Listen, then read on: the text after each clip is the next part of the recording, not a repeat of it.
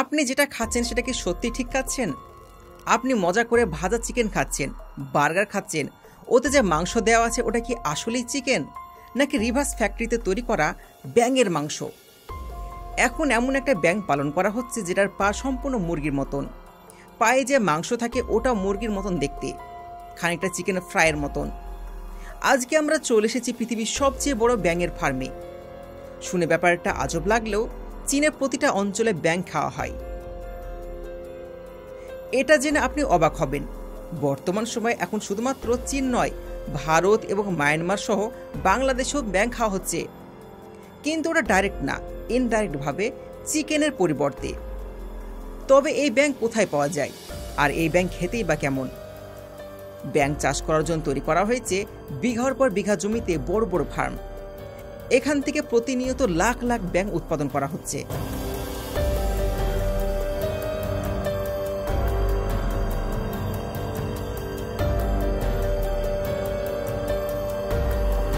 এখন রিভার্স ইঞ্জিনের তৈরি করা হচ্ছে মাংস ভর্তি কোলা ব্যাঙ।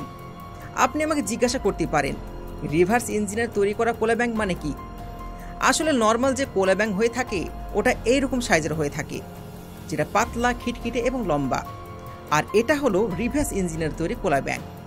এটা নর্মাল কোলা ব্যাঙের থেকে সাইজে অনেকটা মোটা হয়, তার সাথে এতে মাংস অনেক বেশি থাকে। ব্যবসার পরিপ্রেক্ষিতে মাংস বেশি বেশি উৎপাদন করার জন্য এরকম প্রজাতির ব্যাঙ চাষ করা হচ্ছে, যেগুলো মাংসের স্বাদ খানিকটা চিকেনের মতন। তবে এদের কিভাবে পালন করা হচ্ছে, কিভাবে মার্কেটে বিক্রি করা হচ্ছে, আর কিভাবেই বা লক্ষ লক্ষ টাকা ইনকাম করা হচ্ছে 2 নম্বর ভাবে, চলুন দেখে নেওয়া যাক। 8 বিঘার বিশাল বড় এই জায়গা জুড়ে আছে বিশাল বড় এই ফার্ম। ব্যাঙ পালনের শুরুতে ব্যাঙের ডিম সংগ্রহ করা হয়, আর ভালো ডিম পাওয়ার জন্য ভালো কোয়ালিটির ব্যাঙ দরকার। সব প্রথমে এখানে ব্যাঙের মিলন ঘটানো হয়। ওপর থেকে আর্টিফিশিয়াল পানি দেয়া হয়। ব্যাঙ মনে করে বৃষ্টি হচ্ছে, আর এইভাবে তারা মিলন ঘটায়।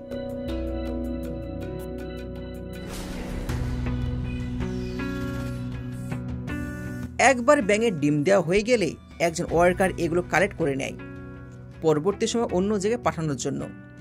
এগুলি হলো ব্যাঙাচি। সাধারণ নর্মাল ব্যাঙাচির থেকে এগুলো সাইজে একটু বড় আর মোটাসোটা হয়ে থাকে।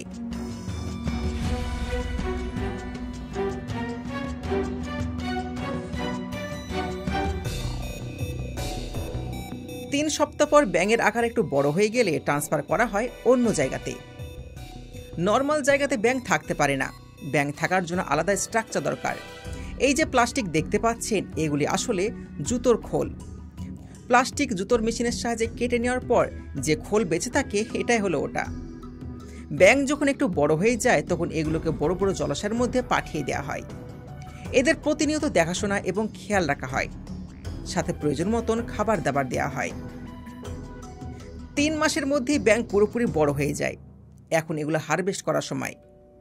ব্যাঙ যেহেতু জঙ্গলি প্রাণী, তো এদের অসুখ বিসুখ হয় না। একজন ওয়ার্কার এগুলোকে এভাবে ধরে নেয় এবং বস্তায় লোড করে দেয়, তার সাথে প্যাকিং করে দেয়। এখানে জায়গা ছোট মনে হচ্ছে, কিন্তু আসলে এখানে ব্যাঙের পরিমাণ অনেক বেশি।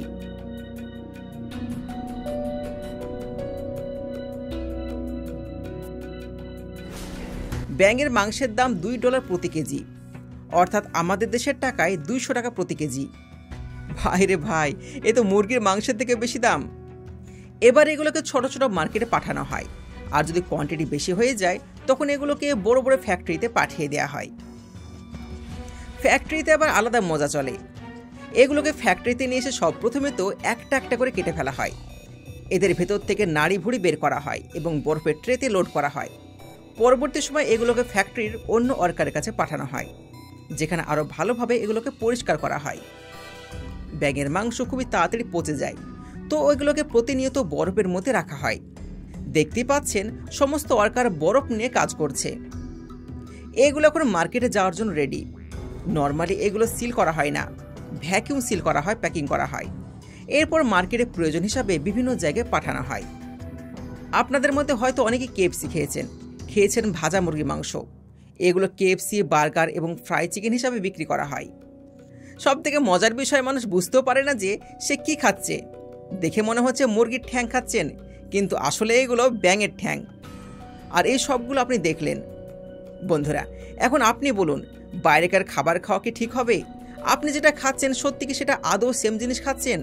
কমেন্টের মাধ্যমে আমাদেরকে জানান। আশা করি আজকের ভিডিও আপনাদের ভালো লেগেছে, আপনাদের নলেজ অনেক গুণ বেড়েছে। যদি ভিডিও ভালো লেগে থাকে ভিডিওতে লাইক করুন, চ্যানেলকে সাবস্ক্রাইব করুন। দেখা হচ্ছে নতুন ভিডিওতে, ততক্ষণ পর্যন্ত ভালো থাকবেন। ধন্যবাদ।